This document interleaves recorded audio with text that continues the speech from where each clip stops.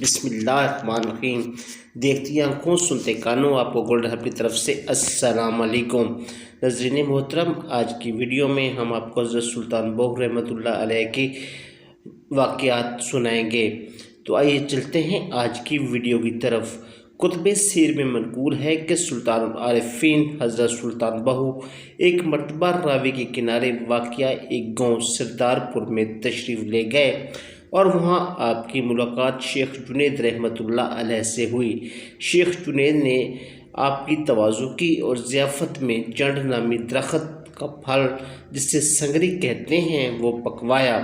جب خدام نے دیگ سے وہ پکا ہوا پھل نکالا تو وہ سیویوں میں بدل چکا تھا۔ آپ کی خدمت میں جب اسے پیش کیا گیا تو آپ نے فرمایا، چوہوں کے بل سے مٹی لے کر آؤ۔ چنانچہ جب چوہوں کے بل کی مٹی لائی گئی تو آپ نے وہ مٹی ان سنگریوں پر ڈال دی اور وہ مٹی دیکھتے ہی دیکھتے شکر بن گئی۔ سلطان العارفین حضرت سلطان بہو کا پہلا مزار مبارک قلعہ مہرگان میں تھا، جہاں آپ نے قریباً 70 برس تک آرام فرمایا۔ جب قلعہ مہرگان جھنڈا سنگھ اور گنڈا سنگھ کے قبضے میں آیا تو حضرت شیخ سلطان محمد حسین جو آپ کے پوتے اور حضرت شیخ سلطان ولی محمد کے فرزند ارجمند تھے، انہوں نے اپنے تقوی کی بدولت یہاں سے ہجرت فرمائی۔ حضرت شیخ سلطان محمد حسین کی ہجرت کے بعد سلطان العارفین حضرت سلطان بہو کے مزار مبارک پر صرف چند فقراء اور خادمین ہی رہ گئے۔ اتفاقاً کچھ عرصہ بعد دریا میں طغیانی آئی، جس کی وجہ سے قلعہ مہرگان کو نقصان پہنچا اور پانی قلعہ میں داخل ہو گیا۔ ان خادمین نے آپ کے دیگر رفقا اور فقراء کے مزار کا صندوق تو وہاں سے نکال لیے، لیکن آپ کا صندوق بڑی جستجو اور تلاش کے بعد بھی دریافت نہ ہو سکا۔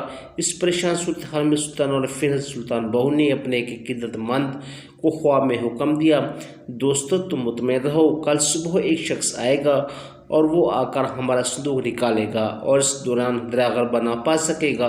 اس سے غیبی اشارہ ملتے ہی خدام کو تسلی ہوئی اور وہ صبح کا بے صبری سے انتظار کرنے لگے۔ صبح ہوتے ہی ایک نقاب پوش شخص نمودار ہوا اور اس نے اس جگہ جہاں پر سلطان العارفین حضرت سلطان بہو کے مریدان نے مٹی نکال رکھی تھی بلا تعامل آپ کا صندوق نکال لیا۔ یہ دیکھ کر ہزاروں لوگ جمع ہو گئے اور آپ کی زیارت سے مشرف ہوئے۔ لوگوں نے دیکھا کہ آپ کے جسم مبارک کے کچھ حصہ کو نقصان نہ پہنچا اور آپ بدستور آرام فرما رہے تھے۔ آپ کے ریش مبارک سے غسل کے قطرے ٹپک رہے تھے۔ جب صندوق کھولا گیا تو خوشبو میلوں دور تک پھیل گئی اور حضرت پر وجدانی کی کیفیت طاری ہو گئی۔ سلطان العارفین حضرت سلطان بہو کا صندوق مبارک ملنے کے بعد اب مریدین اس پریشانی میں مبتلا ہو گئے کہ اب آپ کا صندوق مبارک کس جگہ دفن کیا جائے۔ دریا کی طغیانی سے نہ صرف دریا کی غربی سمت جنگل ہی محفوظ تھا جو کہ مویشیوں کی چراگاہ تھا۔ اس جنگل میں ایک حویلی موجود تھی جس کے بارے میں مشہور تھا کہ جو شخص اس حویلی میں قدم رکھتا ہے وہ بے ہوش ہو جاتا ہے، یہاں تک کہ جانور بھی اس حویلی میں داخل ہوتے ہوئے گھبراتے ہیں۔ سلطان العارفین حضرت سلطان بہو نے اس موقع پر اپنے ایک مرید کو اشارتاً حکم دیا کہ اس چار دیواری کے اندر صندوق کو دفن کیا جائے۔ یوں آپ ہی کا یہ مزار مقدس 1180 ہجری میں تعمیر ہوا اور تقریباً 157 برس تک مرجع خاگاہ خلص و عام رہا اور ہزارہا متلاشان حق اس سے فیضیاب ہوتے رہے۔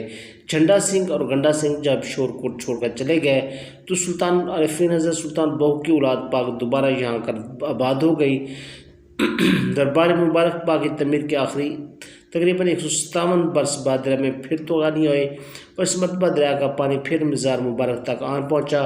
یہ سن 1336 ہجری کا واقعہ ہے اور اس زمانے میں حضرت سلطان نور الدین شہزادہ نشین تھے۔